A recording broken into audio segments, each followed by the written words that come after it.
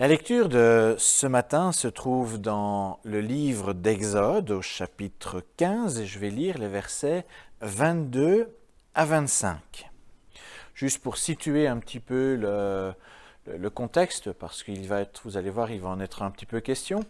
Les Israélites viennent d'être délivrés d'Égypte, ils viennent de traverser la mer, et vous savez ce qui s'est passé à la mer, cette mer s'est ouverte, le peuple a pu passer, et puis l'armée de Pharaon a été engloutie, puis ils marchent un peu le long de la mer, et ils rentrent dans le désert pour commencer leur route vers la terre promise.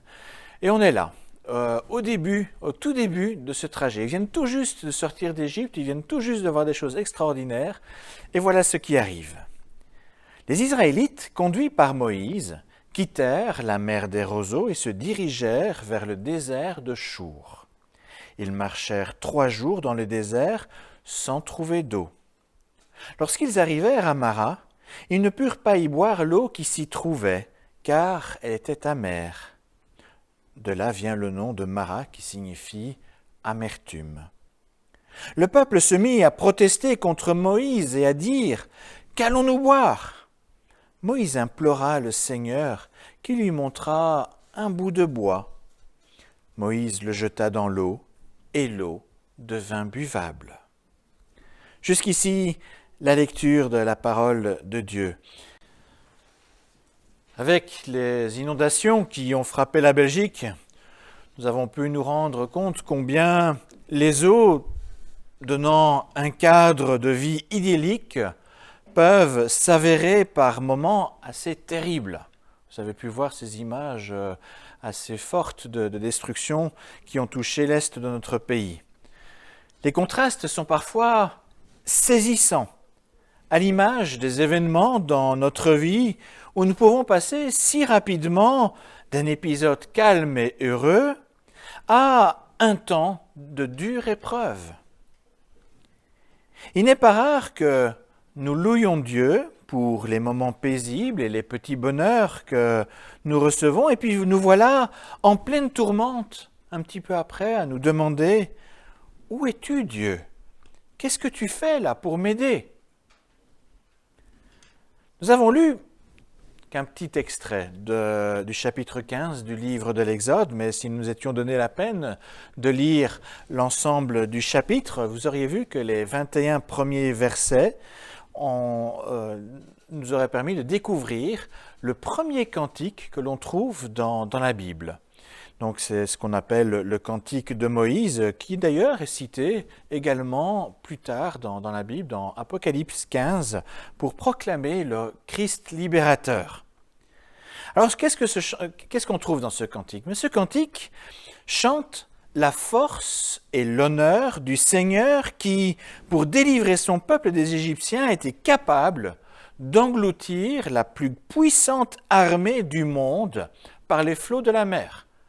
Moïse, à l'époque, l'Égypte à ce moment-là, c'était vraiment la plus grosse puissance militaire mondiale. Dans ce cantique, les Israélites chantent avec éclat la puissance de ce Dieu qui les a délivrés de l'esclavage. Jamais des êtres humains n'avaient vu une telle action divine en leur faveur. Une telle puissance se manifestait devant eux. Ce cantique vient spontanément au cœur après avoir vu les œuvres incroyables accomplies par la main de Dieu.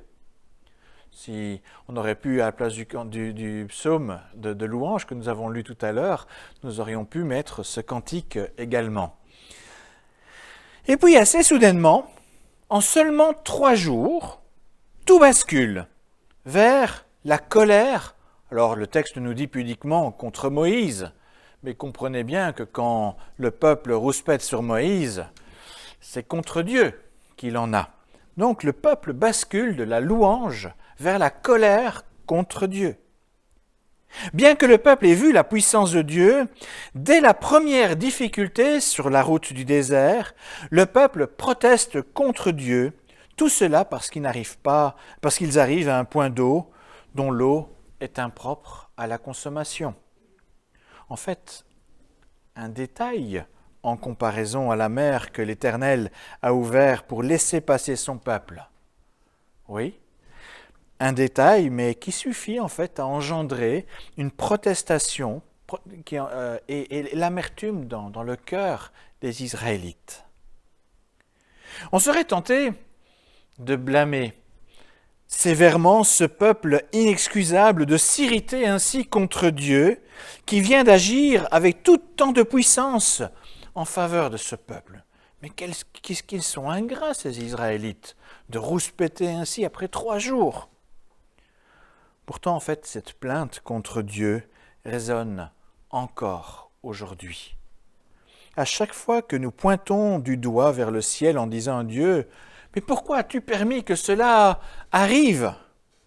Ou quand nous accusons Dieu d'inaction face aux guerres, face aux famines, aux catastrophes naturelles, aux pandémies et toute autre catastrophe humaine. Il en faut tellement pour que nous louons Dieu et si peu pour nous rendre amers contre lui. Une chose est certaine, notre foi a sérieusement besoin d'être éprouvée afin d'être affermie et moins inconstante. Et c'est pourquoi Dieu n'empêche pas l'épreuve des eaux amères à Mara. Plus efficace que des manifestations spectaculaires, c'est par ce moyen qu'il apprend aux siens à lui faire confiance. Israël, après tout ce qu'il avait vu, il aurait pu, on pourrait se dire, il aurait pu faire confiance, mais visiblement, ça ne suffisait pas. Dieu utilise ici un moyen tout à fait différent. 3 jours auparavant, Dieu était intervenu en faveur de son peuple de façon si spectaculaire, avec l'ouverture de la mer pour laisser passer son peuple, et ensuite la fermeture pour engloutir l'armée du Pharaon. Et puis un nouveau contraste saisissant. Il suffit ici d'un simple morceau de bois ramassé là, sur place, pour purifier tout un point d'eau pour un peuple entier. Le peuple n'était pas petit, il était constitué de 600 000 hommes adultes, rajouter les femmes, les enfants. On est certainement en train de parler de plus de 2 millions de personnes. De l'eau pour 2 millions de personnes, c'est beaucoup plus que la réserve du lac de l'Odeur.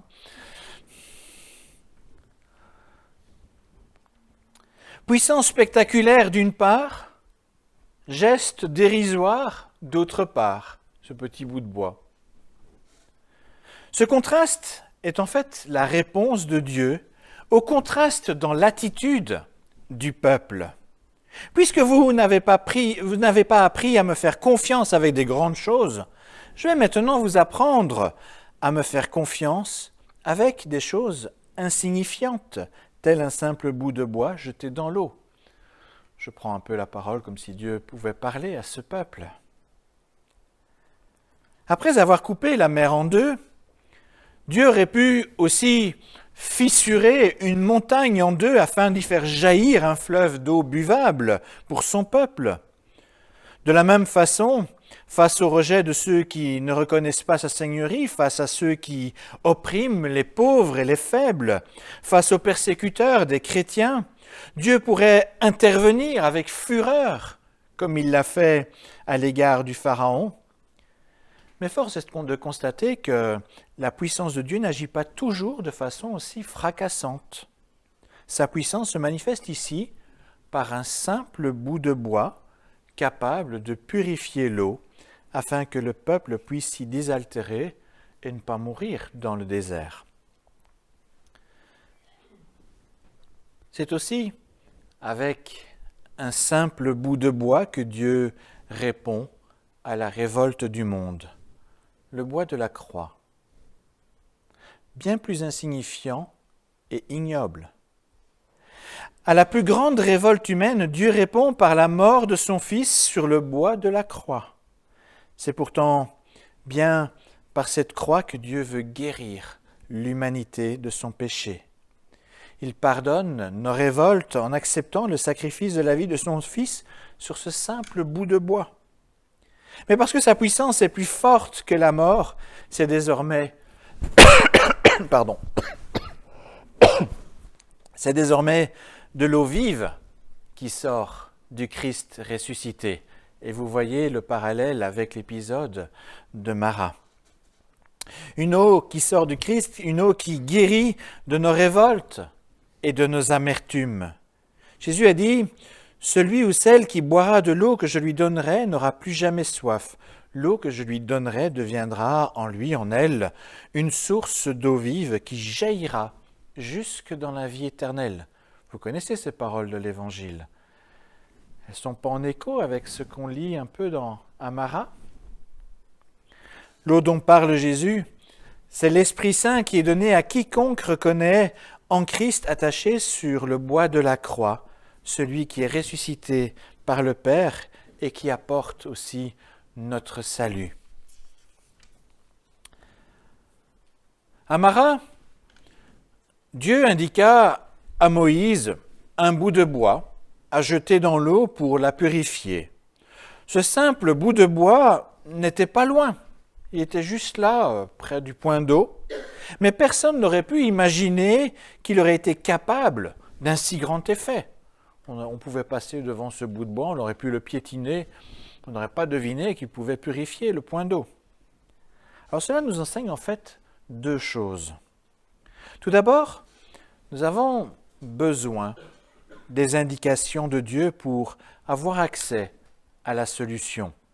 Si Dieu n'avait pas dit à Moïse, prends ce bout de bois-là, et je crois que le peuple aurait connu la mort de la soif dans le désert. Même si la solution était à portée de vue, cela ne signifie pas forcément qu'on la voit comme une évidence. C'est la raison pour laquelle Dieu nous a donné sa parole. Elle est une aide précieuse qui nous aide à chercher les solutions au bon endroit, là où on ne s'y attend pas forcément. Les chemins utilisés par Dieu sont parfois très simples. On n'a pas forcément un Dieu qui veut nous faire des choses complètement compliquées, qui nous oblige à des chemins de pénitence, je ne sais quoi, pour pouvoir trouver des solutions. Non, les solutions de Dieu parfois sont très simples et pourtant d'une très grande efficacité, car c'est sa puissance qui agit. Ce n'est pas l'élément simple qui a de la puissance en soi, c'est la puissance de Dieu qui permet l'action. Par rapport au péché, Dieu a volontairement choisi la croix du condamné à mort, quelque chose des plus révoltants, des choses qu'on ne voudrait pas. Un moyen finalement ignoble, repoussant, choquant, révoltant, de sorte à produire en nous un esprit d'humilité pour recevoir son pardon. Dans ces choses simples qu'il donne, c'est nous apprendre à lui faire confiance qu'il veut faire. Il veut augmenter notre foi. Mais sans la loi et les prophètes, sans la Bible, qui aurait pu comprendre ce que signifiait vraiment ce bout de bois ignoble? Qui aurait pu comprendre ce sacrifice sur la croix? Nous avons besoin de cette indication de Dieu, de ce qu'il nous dit.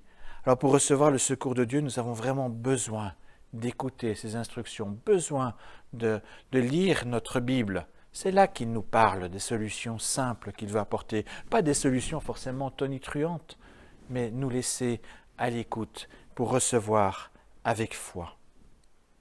Et puis la deuxième chose que nous apprenons est de constater que la solution n'était pas loin, juste là, à côté, à portée de main. Dieu savait que le peuple allait se révolter contre lui, mais il avait déjà préparé la solution avant même que le peuple ne soit confronté à l'épreuve de la foi. Il en va de même pour nous. Nous pouvons connaître des temps difficiles, pourtant Dieu nous a précédés dans ces moments difficiles. Il a déjà préparé une solution pour nous. Nous devons apprendre à rester calmes et confiants. Vous connaissez ce passage, je crois que c'est dans Ésaïe, c'est dans le calme et la confiance que sera votre force. Nous devons apprendre à rester calmes et confiants, surtout ne pas nous énerver contre Dieu, même si on ne comprend pas toujours. Il nous appelle à lui faire confiance. Il n'est jamais loin, Il attend juste le bon moment pour apporter la solution à notre problème. Quand le peuple protesta contre Dieu à Mara, un homme a eu la bonne attitude. Vous avez deviné de qui je parle? Moïse. On pourrait se demander ce qui se serait passé si Moïse n'avait pas prié, s'il n'avait pas imploré le Seigneur. Plutôt que de geindre avec le reste du peuple, l'homme de Dieu se retira pour prier. Et c'est dans la prière que Dieu lui montra le petit bout de bois nécessaire pour purifier l'eau. Et nous, quand nous sommes dans l'épreuve, quelle est notre attitude?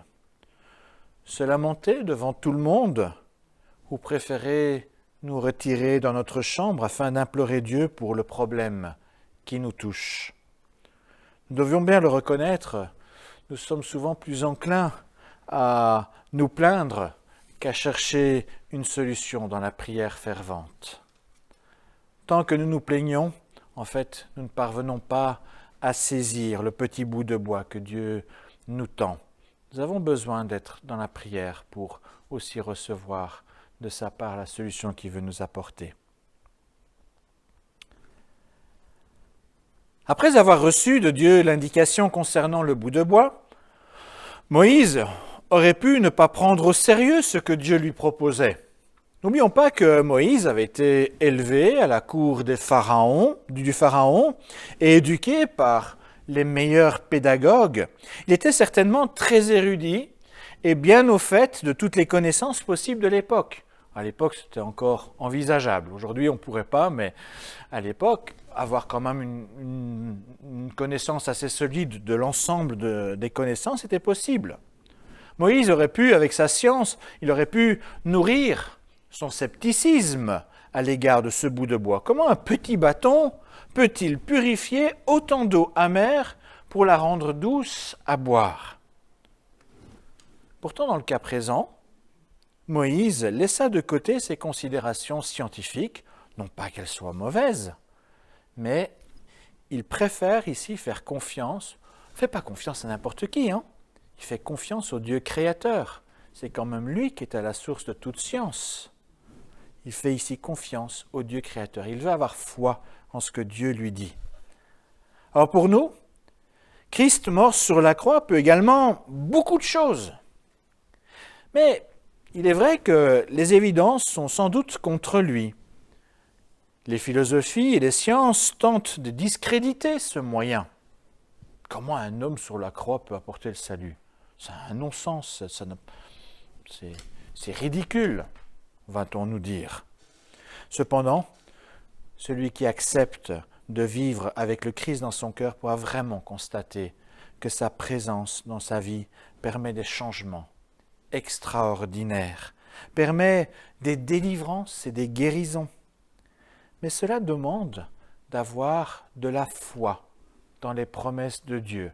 Même si on est un peu désarçonné par ces promesses, même si elles ne répondent pas forcément à ce qu'on nous dit par rapport à nos connaissances de science, mais pouvoir faire confiance à ce Dieu créateur, à ce Dieu qui nous connaît jusqu'au plus profond de nous-mêmes.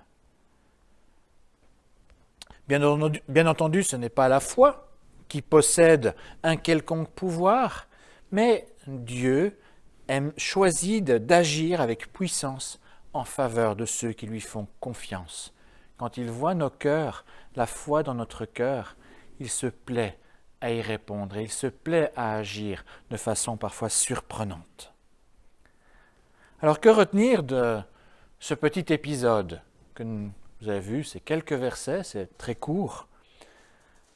Tout comme Dieu a permis un simple bout de bois d'apaiser la révolte et de donner l'eau nécessaire à la vie d'un peuple entier, Dieu a aussi donné le bois de la croix comme symbole de l'aide qu'il veut donner pour notre propre vie.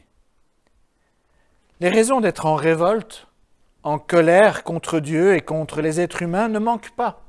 Il y a beaucoup de choses qu'on ne comprend pas, il y a des moments où on a envie de crier, d'hurler au Seigneur. On ne comprend pas toujours le silence apparent de Dieu. On ne comprend pas les épreuves rencontrées. On est touché par les blessures que d'autres nous infligent. Et tout cela nous donne envie de finalement laisser la louange de côté pour hurler à Dieu notre désarroi. Est-ce qu'on n'a pas déjà expérimenté cela?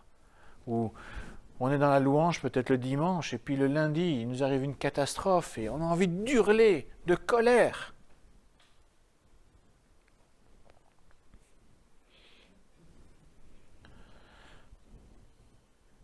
Parfois la colère nous fait espérer les plus grands malheurs sur ceux qui agissent mal. Combien de Sodome et de Gomorrhe n'avons-nous pas souhaité? Je crois qu'on en a souhaité tellement que la terre entière serait déjà complètement grillée. Si on y pense bien, combien de fois on n'a pas été en révolte comme ça en disant « Mais Seigneur, là, tu devrais quand même le punir. » Et pourtant, la réponse de Dieu à cette colère reste toujours ce bout de bois dressé sur le mont Golgotha. En fait, heureusement que Dieu ne s'enflamme pas comme nous et qu'il fait preuve de beaucoup de patience et d'amour. Nous traversons bien des épreuves qu'on ne comprend pas, mais Dieu s'en sert non seulement pour affermir notre foi, c'est ce qu'il a fait avec Israël, mais aussi pour permettre au plus grand nombre d'avoir l'occasion de se repentir et voir en Jésus attaché à la croix celui qui apporte la vie éternelle. Si Dieu punissait directement, mais aucun de nous ne subsisterait, aucun de nous n'aurait ce salut que nous avons en Christ, il se montre patient pour qu'un maximum puisse se tourner vers lui. Le simple bout de bois nous rappelle qu'on ne vient pas devant Dieu plein de colère, plein d'orgueil. Dieu écoute les cœurs humbles et repentants. Cette attitude est nécessaire pour entendre la réponse de Dieu et pour saisir le moyen humble en apparence et pourtant agissant par l'incroyable puissance divine. Dieu est toujours près de ceux qui s'attendent à lui. Il apaise les cœurs tourmentés et il donne ce qui nous est nécessaire. Il a apaisé le cœur d'Israël, il lui a donné cette eau qui lui était nécessaire. Il peut aussi apaiser nos cœurs à chacun de nous par rapport à des incompréhensions, par rapport à des choses qui nous bousculent, et il peut pourvoir à ce qui nous est nécessaire. Alors pensons-y à chaque fois que nous sommes dans l'épreuve, et c'est ainsi que nous grandirons dans la foi. Amen.